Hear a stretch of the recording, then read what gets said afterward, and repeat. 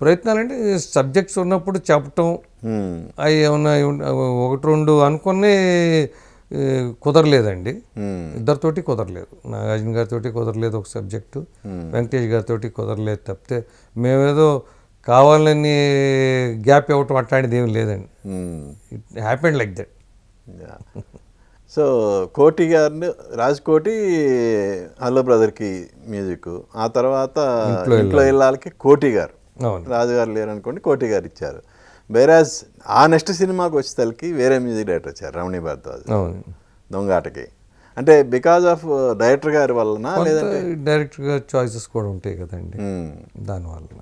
Director కోటి రామకృష్ణ గారితో చాలా సౌలభ్యం ఉంటుంది కదా, ఆయన ప్రొడ్యూసర్స్ డైరెక్టర్ చాలా ఇది అసలు ఎంత పాజిటివ్గా ఉంటారంటే వ్యక్తి. ఆయనతో ఉన్న సెట్లో కూడా అండి నవ్వుతూనే ఉంటారు, నవ్విస్తూ ఉంటారు.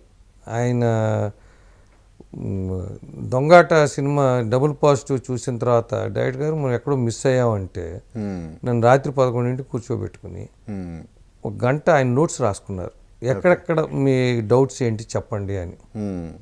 తర్వాత ఆయన 100 సినిమాలు చేసిన డైరెక్టరు, అంత పెద్ద డైరెక్టర్ ఎందుకు అయ్యారనే దానికి నిదర్శనం మనం చెప్పిన తర్వాత ఆయన అప్పటికి ఇంకా ఆల్మోస్ట్ డబుల్ పాజిటివ్ వచ్చింది.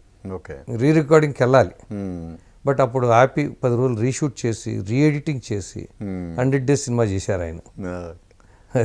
గ్రేట్. సో దొంగాట తర్వాత సంతోషం, నాగార్జున గారితో మళ్ళీ హలో బ్రదర్ తర్వాత ప్రాజెక్టు. ఆ సినిమాకి కొత్త డైరెక్టర్ని దశరథ్ని పరిచయం చేశారు. సో ఏంటి సార్ ఇప్పుడు కొత్త డైరెక్టర్కి ఛాన్స్ ఇవ్వాలనేది నాగార్జున గారి ఛాయిసా, లేదంటే మీరు సబ్జెక్ట్ విని నచ్చి? దశరథ్ గారు అసలు అప్పటి వరకు అసిస్టెంట్ డైరెక్టర్గా కూడా చేయలేదండి. ఈ was an assistant writer. Okay. Full fledged writer కూడా కాదు. ఆయన మాకు లైన్ చెప్పారు, లైన్ చెప్తే లైన్ బాగుంది అని చెప్పి మేము నాగార్జున గారికి చెప్పాం, ఇది బాగుంది డెవలప్ చేసి వినిపించండి అన్నారు. డెవలప్ చేసుకున్న తర్వాత వెళ్ళి మళ్ళా చెప్పిన తర్వాత ఓకే సబ్జెక్ట్ బాగుంది అన్నారు. దశరథ్ గారు ఆయన రైటర్గా ఆయన పని అయిపోయిందని ఆయన వెళ్ళిపోయారు. నేను గోపాల్ రెడ్డి గారు నాగార్జున గారితో మిగతా డిస్కషన్లో డైరెక్టర్ ఎవరైతే బాగుంటుంది బాబీ సినిమాకని డిస్కస్ చేస్తాం. వాళ్ళు ఎందుకు ఈ కుర్రాడు చేయలేడా అన్నారు. ఓకే. ఆయన ఈ కుర్రాడు చేయలేడా అన్నారు.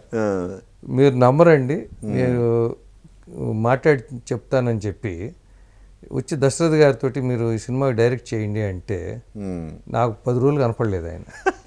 ఓకే. ఊళ్ళో లేడు, ఫోన్లు రాట్లా, ఎక్కడ ఉన్నాయంటే తెలియదు అంటున్నారు. ఆయన 10 days తర్వాత వచ్చాయండి. ఊరు వెళ్ళిపోయింది సార్, నాకు భయం వేసింది అన్నాడు ఆయన. ఓకే. ఊరు వెళ్ళిపోయాను, భయం వేసింది సార్ అన్నాడు.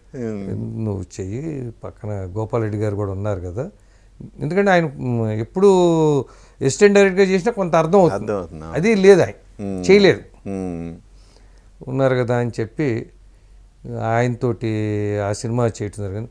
ఈ